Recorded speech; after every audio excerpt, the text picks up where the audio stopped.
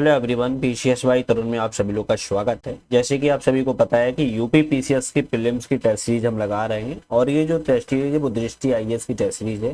दृष्टि आईएएस की जो आज की हमारी वीडियो होने वाली है, चौथी वीडियो है। इसके पहले हमारी 3 वीडियो ऑलरेडी बन चुकी है, आप लोगों ने नहीं देखी है तो देख लीजिएगा।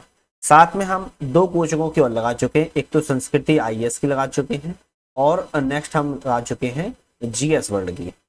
ठीक है, और इसके बाद जो दृष्टि की लग जाएगी, जब उसके बाद फिर हमारी आएगी ध्येय आईएएस की। तो यहाँ पर हम बहुत सारी कोचिंगों के टेस्ट सीरीज लगा रहे हैं, आपके एग्जाम्स के लिए बहुत महत्वपूर्ण होने वाला है ये चैनल। तो जल्दी इस चैनल को लाइक से सब्सक्राइब कर लीजिए। हम यहाँ पर जो क्वेश्चन लेने वाले हैं, आज का हमारा पहला क्वेश्चन है कि यमुना एक्सप्रेस पे औद्योगिक विकास प्राधिकरण उत्तर प्रदेश के निम्नलिखित में से किस शहर में मेडिकल डिवाइस पार्क विकसित करने का कार्य कर रहा है। यमुना एक्सप्रेस वे औद्योगिक विकास प्राधिकरण के द्वारा उत्तर प्रदेश के एक शहर है, वो कौन सा शहर है जहां पर मेडिकल डिवाइस पार्क के लिए कार्य किया जा रहा है। तो वह वो आपका शहर है ग्रेटर नोएडा। कौन सा है? ग्रेटर नोएडा में वहां पर यह कार्य किया जा रहा है। थोड़ा सा मैं इसको जूम कर लेते हैं जिससे कि आपको थोड़ा और सहूलियत हो जाएगी देखने में। ठीक है, अभी ये उचित है। चल नेक्स्ट क्वेश्चन पे हम चलते हैं। उत्तर प्रदेश के वित्त मंत्री सुरेश खन्ना ने 2024-25 के बजट में किस शहर में एरो सिटी बनाने की घोषणा की है। तो उत्तर प्रदेश के वित्त मंत्री हैं सुरेश खन्ना जी के द्वारा 24-25 के बजट में एरो सिटी बनाने की घोषणा की गई है, वो शहर है आपका लखनऊ। ध्यान रखिए। नेक्स्ट क्वेश्चन है, उत्तर प्रदेश के मुख्यमंत्री ने सूचित किया है कि उत्तर प्रदेश भारत का ऐसा पहला राज्य बनने वाला है जिसके पास विमानपत्तन होंगे। कितने होंगे विमानपत्तन? तो आपको याद कर लेना है 21 विमानपत्तन होंगे। कितने होंगे? 21 विमानपत्तन होंगे। नेक्स्ट क्वेश्चन आता है कि निम्नलिखित में से कौन सा कथन है दादा भाई नौरोजी के बारे में सही नहीं है। सही नहीं का मतलब होता है कि गलत है। तो वो कौन सा कथन है? तो आपका यहाँ पर उन्हें grand old man of India की उपाधि से जाना जाता है। बिल्कुल बात ठीक है। इन्होंने property and British rule in India पुस्तक लिखी है, ये भी ठीक है। उन्हें ब्रिटिश संसद के सदस्य के रूप में चुने जाने वाले प्रथम भारतीय थे, ये भी ठीक है।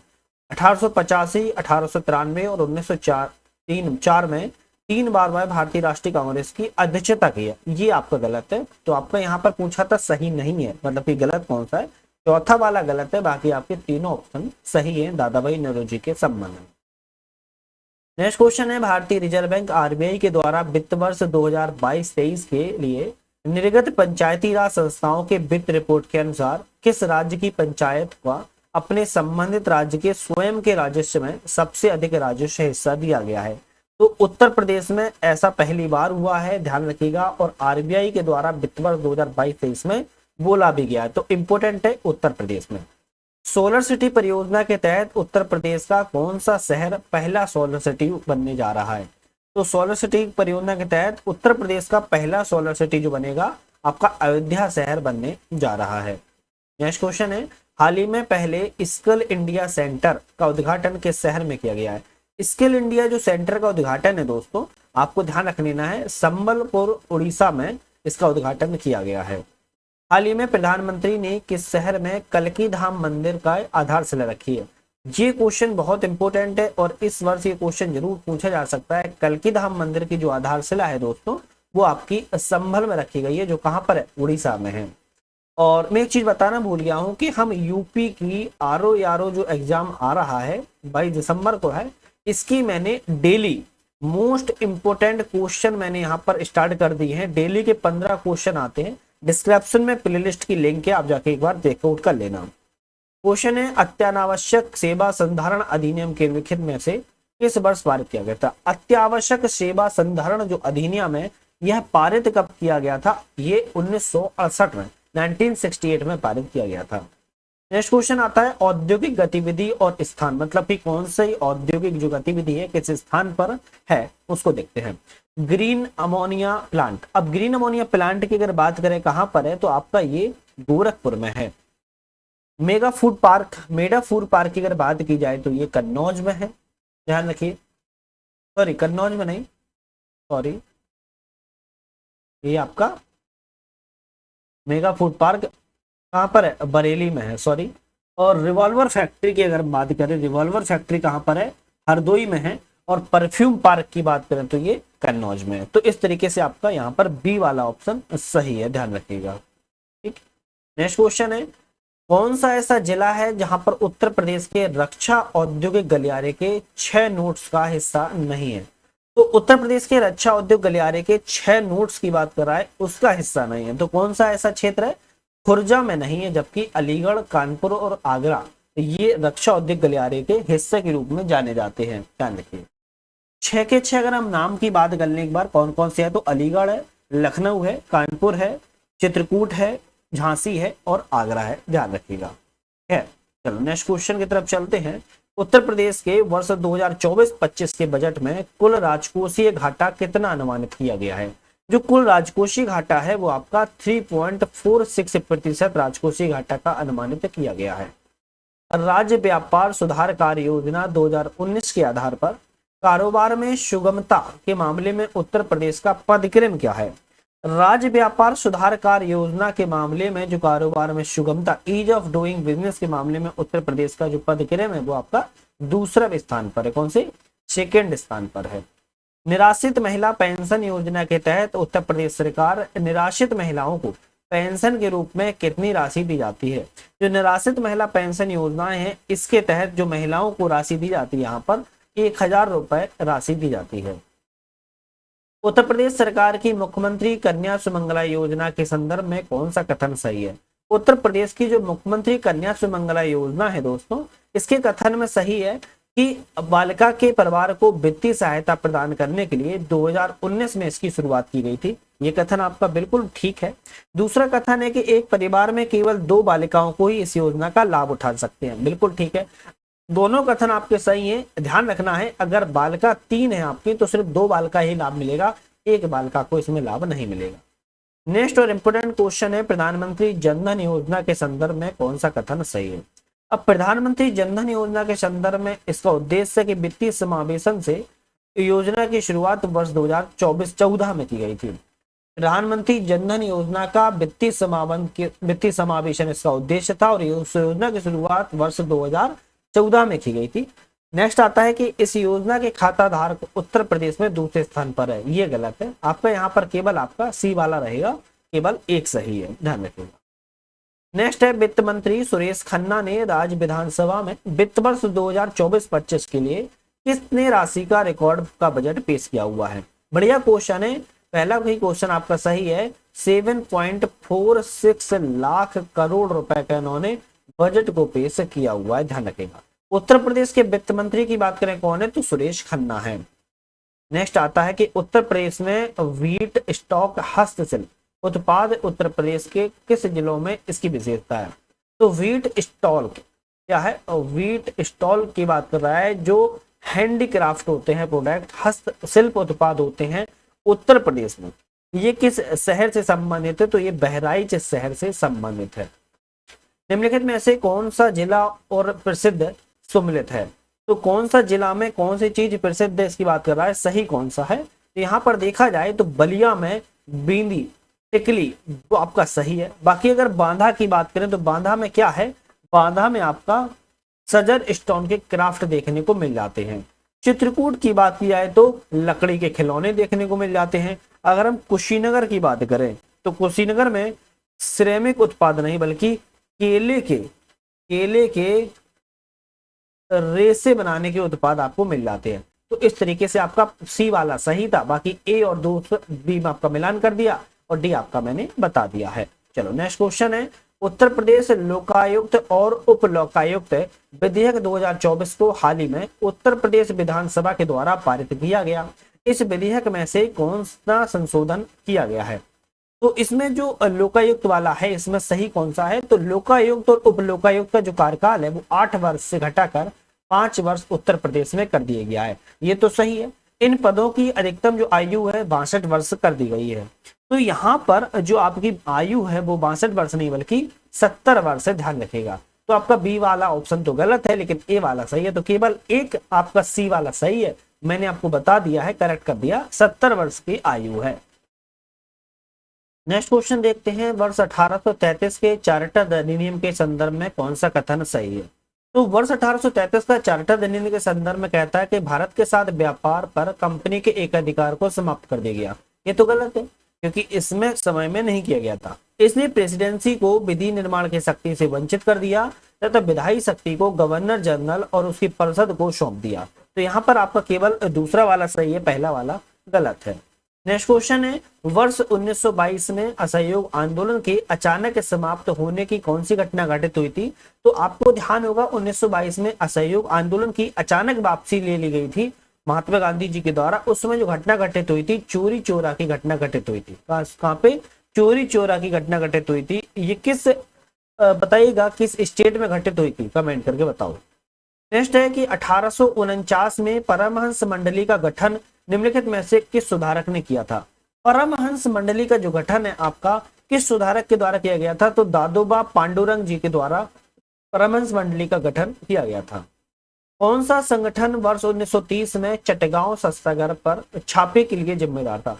तो 1930 में चटगांव शस्त्रागार पर छापे के लिए जिम्मेदार जो संगठन था वो आपका इंडियन रिपब्लिक आर्मी था। ध्यान रखिए, कौन सा था? इंडियन रिपब्लिक आर्मी था। नेक्स्ट है, किस गवर्नर जनरल को भारतीय प्रेस का मुक्तिदाता कहा जाता है? भारतीय प्रेस के मुक्तिदाता के रूप में चार्ल्स मेटकॉफ को कहा जाता है। ध्यान रखें। फराजी आंदोलन के संदर्भ में निम्नलिखित में से कौन सा कथन सही है? फराजी आंदोलन की अगर हम बात करें तो यहाँ पर देखा जाए तो ब्रिटिश सरकार के खिलाफ पहला कर मुक्त अभियान था। बिल्कुल बात ठीक है। सैयद अहमद बरेलवी इस आंदोलन के नेता थे, नहीं थे। तो आपका केवल एक वाला आपका ऑप्शन यहाँ पर सही है। ठीक है। वर्ष 1855-57 के दौरान संथाल विद्रोह का नेता कौन था? इंपोर्टेंट क्वेश्चन है कि संथाल विद्रोह का नेता सन 1855-57 में जब हुआ था तो उस समय कौन था? आपका यहाँ सिद्धू और कान्हू थे। दो व्यक्ति थे, सिद्धू और कान्हू, संथाल विद्रोह के प्रमुख नेता के रूप में उभरे हुए थे। ऐसी कौन सी घटना है जिसको कालक्रम में अंतिम थी? ये बात कर रहा है कि कालक्रम में अंतिम कौन सी घटना घटित हुई है इन चारों में। तो यहाँ पर विधवा पुनर्विवाह अधिनियम, कौन सा है? विधवा पुनर्विवाह अधिनियम सबसे अंतिम में घटित हुई थी 1856 में। अगर हम आत्मीय सभा की बात करें, इसका गठन कब हुआ था? तो आत्मीय सभा का गठन की अगर हम बात करें कब हुआ था तो 1814 में घटित हुई थी। सती, बंगाल में सती विनिमय अधिनियम की बात करें कब हुआ था? तो बंगाल में सती अधिनियम था वो 1829 में हुआ था। और वुड डिस्पैच की अगर हम बात करें, वुड डिस्पैच 1854 में घटित हुई थी। तो इस तरीके सबसे अंतिम में विधवा पुनर्विवाह अधिनियम बना हुआ था। निम्नलिखित में से कौन सा युग्म सही सम्मिलित नहीं है? तो इसमें से तीन सही है, एक गलत है। कौन सा गलत है? तो टीबी मैकाले रिंग फेंस की नीति, आपका यही ऑप्शन गलत है, मतलब कि यही ऑप्शन सही हो जाएगा। क्योंकि अगर बताइए, आप मुझे बताइएगा जो रिंग फेंस की नीति थी किसकी थी? मैकाले की थी? नहीं थी। तो फिर किसकी थी? मैकाले की नहीं थी तो किसकी थी? वॉरेन हेस्टिंग्स की थी। ध्यान रखिएगा, वॉरेन हेस्टिंग्स की थी। ध्यान रखिएगा। लॉर्ड वेस्ली सहायक संधि, लॉर्ड डलहौजी व्यक्तिगत सिद्धांत, लॉर्ड कॉर्नवालिस स्थायी बंदोबस्त। ये आपके तीन ऑप्शन सही है। कोल विद्रोह जो हुआ था 1831-32 में, सही भौगोलिक स्थान क्या था? कोल विद्रोह का स्थान की बात कर रहा है, कौन सा था? तो पूर्वी भारत था। ध्यान रखिएगा। ठीक है। नेक्स्ट है, निम्नलिखित में से कौन फारसी भाषा के समाचार पत्र मिरात उल अखबार से संबंधित है? फारसी भाषा का समाचार पत्र था मिरात उल अखबार। उनसे संबंधित व्यक्ति कौन है? तो राजा राम मोहन राय से संबंधित अखबार है। ध्यान रखिएगा। वेलुथम्पी किस राज्य में अंग्रेज के खिलाफ विद्रोह का नेतृत्व किया था? वेलुथम्पू ने जो राज्य में विद्रोह का नेतृत्व किया था वो त्रावणकोर में किया था। कहां पर? श्रावणकोर में किया हुआ था। सन 1853 के चार्टर अधिनियम में कौन सा कथन सही है? तो अगर हम बात करें कौन सा कथन सही है तो 1853 के अधिनियम के तहत गवर्नर जनरल की परिषद के विधायी और कार्यकारी कार्यों को पृथक कर दिया गया। ठीक है। यह पहली बार था जब भारतीय केंद्रीय विधान परिषद में स्थायी प्रतिनिधित्व दिया गया था। ये भी ठीक है, आपका सी ऑप्शन जाएगा। दोनों ही 1853 चार्टर अधिनियम के बारे में सत्य है। नेक्स्ट क्वेश्चन आता है, कौन सी घटना कालक्रम में पहली थी? तो यहाँ पर चारों घटनाओं में सबसे पहले कौन सी घटना घटित हुई इसकी बात कर रहा है। तो प्रथम आंग्ल डच युद्ध। कौन सा था? प्रथम आंग्ल डच युद्ध की जो घटना थी सबसे पहले घटित हुई थी। कब हुई थी? तो यह 1652 से 1654 के बीच में घटित हुई थी। ध्यान रखिएगा। ठीक है। चलो नेक्स्ट क्वेश्चन है, किस व्यक्ति ने द इंडियन एसोसिएशन की स्थापना की थी? तो इंडियन एसोसिएशन की स्थापना किस व्यक्ति के द्वारा की गई थी? तो वह व्यक्ति का नाम था सुरेंद्र नाथ बनर्जी। ध्यान रखिए। किसने किस व्यक्तित्व ने 1857 निम्नलिखित में से किस व्यक्तित्व ने 1857 के विद्रोह के लिए कहा कि विद्रोह विशुद्ध रूप से एक सैन्य विद्रोह था, न कि ब्रिटिश शासन को उखाड़ फेंकने का षड्यंत्र था? ये किसने कहा है? ये सर जॉन लॉरेंस जी के द्वारा कहा गया है। नेक्स्ट क्वेश्चन है हमारा, एक तरफ सूची है और एक तरफ राज्य शहर के नाम है, शायद बताना है आप लोगों को कि कौन सा इसमें सही है। खैर देख लेते हैं। कुंवर सिंह का संबंध कहां से था? तो कुंवर सिंह का संबंध आप कहोगे बिहार से था। बेगम हजरत महल का संबंध कहां से था? इनका संबंध लखनऊ से था। नाना साहब का संबंध अगर पूछा जाए कहां से था, तो नाना साहब का संबंध कानपुर से था और बख्त खान का संबंध दिल्ली से था। तो आपका ऑप्शन यहाँ पर सी वाला सही है। निम्नलिखित में से 1857 के विद्रोह का तात्कालिक कारण क्या था? तो 1857 के तात्कालिक कारण की बात कर रहा है कि तात्कालिक कारण क्या था? तो यहाँ पर देखा जाए तो तात्कालिक कारण था नई शुरू में एक एनफील्ड राइफल के ग्रीस कारतूस का उपयोग करना, इसका प्रमुख कारण था 1857 के विद्रोह, क्योंकि मुंह से इस राइफल्स के ग्रीस कारतूस को खोलना पड़ता था। बताया जाता है वहां पर सुअर की वगैरह की चर्बी लगी होती थी। खैर नेक्स्ट क्वेश्चन है, कौन सा राज्य है जो विलय वर्ष सही है? तो राज्य का विलय वर्ष की बात कर रहा है, सही कौन सा है? अगर देखा जाए तो यहाँ पर जो है 17/1856, कौन सा है? 17/1856। बाकी की अगर हम देखा जाए, नहीं ये गलत क्वेश्चन लिखा है, यहाँ पर लिखना है कि सही नहीं है। देखो यहाँ पर इंग्लिश में सही लिखा है, करेक्ट नहीं, कौन सा नहीं है, मतलब कि सम्मिलित सही नहीं है, ये बताना है। तो आपका 17 वाला सही नहीं है, क्योंकि 1856 में नहीं, 17 का जो विलय है 1848 में हो गया था। संभल का 1850, उदयपुर का 1852, झांसी का 1854, नागपुर का 1800 कब हुआ था? नागपुर का 1853 में हुआ था। तो यहाँ पर सही नहीं है, इंग्लिश में सही है, हिंदी में मिस हो गया है, तो ध्यान रखना है, ठीक है। भारत सरकार अधिनियम 1858 के संदर्भ में कौन सा कथन सही है? भारत सरकार अधिनियम 1858 के बारे में अधिकार सिक्योरिटी ऑफ इंडिया के द्वारा एक परिषद द्वारा सहायता प्राप्त किया जाता था। सेकेंड है, भारत पर शासन करने की शक्ति ईस्ट इंडिया कंपनी से ब्रिटिश क्राउन में हस्तांतरित कर दी गई थी। बिल्कुल बात ठीक है, दोनों ही कथन आपके यहाँ पर सही है, ध्यान रखिए। एक तरफ सूची है पहली और इस तरफ सूची दूसरी है, और मिलान करना है कौन सा इसमें सही है, मिलान कर लेते हैं। लाइसेंसिंग अधिनियम की बात करें तो 1857 से संबंधित है। अगर हम बात करें प्रेस और पुस्तक रजिस्ट्री अधिनियम की तो 1867 से संबंधित है। अगर हम बात करें वर्नाक्यूलर प्रेस अधिनियम की तो 1878 से संबंधित है। अगर हम बात करें भारतीय विश्वविद्यालय अधिनियम की तो 1904 से संबंधित है। तो मिलान कर लो या फिर डायरेक्टली मैंने लिख के बता दिए, क्योंकि आपको याद करने में सहूलियत हो जाएगी। नेक्स्ट आता है कि प्रथम अकाल आयोग 1878 से 1880 में अध्यक्षता किसने की थी? तो प्रथम अकाल आयोग की जो अध्यक्षता थी दोस्तों, वो रिचर्ड स्ट्रैचिक जी के द्वारा की गई थी। क्वेश्चन कभी कभी ऐसे भी बनता है कि रिचर्ड स्ट्रैचिक किसकी अध्यक्षता की थी? तो अकाल आयोग की अध्यक्षता की थी। नेक्स्ट आता है, कौन सी घटना है जो लॉर्ड लिटन के कार्यकाल में के दौरान घटित नहीं हुई थी? लॉर्ड लिटन के कार्यकाल के दौरान घटित नहीं हुई थी, तो देख लेते हैं। संपूर्ण ब्रिटिश भारत का एक ही नमक कर के अधीन था, बिल्कुल बात ठीक है। सांविधिक सिविल सेवा केवल भारतीयों के लिए स्थापित की गई थी, बिल्कुल बात ठीक है। न्यायपालिका में भेदभाव को समाप्त करने के लिए इल्बर्ट बिल को प्रस्तुत किया गया था, ये तो गलत है। इल्बर्ट बिल किसके तहत आया था, आप मुझे कमेंट करके बताओ।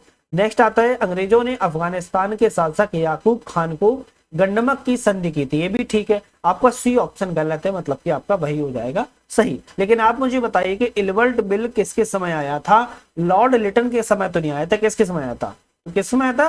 रिपन के समय आया था, ध्यान रखिएगा, ठीक है। चलो नेक्स्ट क्वेश्चन आता है, लॉर्ड रिपन के संदर्भ में कौन सा कथन सही है? यहाँ पर लॉर्ड रिपन के संदर्भ में पूछेगा सही कौन सा है, बता देते हैं। उनके कार्यकाल के दौरान भारत में शैक्षणिक प्रणाली के कामकाज की जो समीक्षा थी, उसके लिए हंटर आयोग की स्थापना की गई थी, ठीक है। नेक्स्ट यहाँ पर ये कट गया है ना, हिंदू शासक को वापस करने के लिए जिम्मेदार। चलो ये छोड़ देते हैं, वाला क्वेश्चन को हटा देते हैं क्योंकि ये कट गया है। नेक्स्ट कर लेते हैं, वर्ष 1902 में नियुक्त फ्रेजर आयोग किससे संबंधित है? अच्छा क्वेश्चन है कि फ्रेजर आयोग संबंधित किससे है? तो फ्रेजर आयोग की बात करें तो पुलिस सुधार से संबंधित है। कलकत्ता नगर निगम अधिनियम 1899 के संदर्भ में कौन सा कथन सही है? तो ऑप्शन यहाँ पर ये वाले हैं, देख लेते हैं कौन सा कथन सही है। कलकत्ता नगर निगम अधिनियम की बात करें अगर हम यहाँ पर, तो आपका इस अधिनियम के ने नामांकित अधिकारियों की संख्या में वृद्धि की और निर्वाचित विधायिकाओं की संख्या को कम कर दिया था। ठीक है, इसे स्थानीय सुशासन को मजबूत करने के लिए प्रस्तुत किया गया था। कौन सा कथन सही है? आपका केवल पहला वाला यहाँ पर सही है, दूसरा वाला आपका गलत है। नेक्स्ट है, स्वामी दयानंद सरस्वती के संबंध में कौन सा कथन सही नहीं है? गलत कौन सा है स्वामी दयानंद सरस्वती के बारे में? 1875 में बॉम्बे में आर्य समाज की स्थापना की गई थी, बिल्कुल बात ठीक है। लाला लाजपत राय ने वैदिक के मूल्यों की अवहेलना की और स्वामी दयानंद के सिद्धांतों का विरोध किया, तो ऐसा तो कभी नहीं किया था। उन्होंने उन हिंदुओं को वापस लाने के लिए शुद्धि आंदोलन के लिए लोकप्रिय बनाया और दूसरे धर्म में धर्मांतरित हो गए थे, ये भी ठीक है। उन्होंने सत्यार्थ नामक पुस्तक की लिखी हुई थी, ये भी ठीक है। तो आपका ऑप्शन यहाँ पर बी वाला गलत है, जो कि सही है। फ्रांसिस डी अल्मेड़ा संदर्भ में कौन सा कथन सही है? फ्रांसिस डी के बारे में बात करना है, कौन सा कथन सही है देखते हैं। वह पुर्तगाली राजा के द्वारा 10 वर्ष की अवधि के लिए पुर्तगाल का गवर्नर था, गलत है, 5 वर्ष की अवधि के लिए था। वह कार्टेज प्रणाली का अग्रणी था, ये ठीक है। आपका यहाँ पर दूसरा वाला कथन सही है। अल्फ्रांसो डी अल्बुकर्क, ये बहुत इंपॉर्टेंट है, इसमें से कौन सा कथन सही है अल्बुकर्क के बारे में? अगर देखा जाए तो इन्होंने गोवा का अधिग्रहण सिकंदर महान के बाद किसी यूरोपीय शक्ति के द्वारा भारतीय क्षेत्र का अधिग्रहण किए जाने वाला पहला उदाहरण देखने को मिलता है। कहा जा रहा है कि सिकंदर महान जिसने भारत का अधिग्रहण किया था एक क्षेत्र का, उसके बाद अगर किसी ने किया तो अल्बुकर्क ने ही किया हुआ था। ठीक है, उन्होंने सती प्रथा को समाप्त किया था, ये भी ठीक है। तो आपका ऑप्शन जाएगा सी, दोनों ऑप्शन आपके सीख है। आज का हमारा अंतिम क्वेश्चन है, फिर हमारे पार्ट 2 में आएगा, ध्यान रखिएगा, क्योंकि हम 50-50 क्वेश्चन की सीरीज को चला रहे हैं। ईस्ट इंडिया कंपनी के संदर्भ में कौन सा कथन सही है? ईस्ट इंडिया कंपनी के संदर्भ में कथन आपका सही है। यहाँ पर गोलकुंडा के सुल्तान के द्वारा ईस्ट इंडिया कंपनी को जारी किया गया फरमान सुनहरा फरमान के रूप में जाना जाता है। ठीक है, बिल्कुल बात सही है। फर्रुखसियर के द्वारा ईस्ट इंडिया कंपनी को जारी फरमान कंपनी का मैग्ना कार्टा कहा जाता है। फर्रुखसियर ने इतना बढ़िया फरमान दे दिया था कि कंपनी के लिए मैग्ना कार्टा कहा गया था। ये दोनों ही कथन आपके सही हैं। तो आज यहीं पर समाप्त करते हैं, नेक्स्ट हम 51 से नेक्स्ट वीडियो में लाएंगे। तो आज के लिए यहीं पर अलविदा।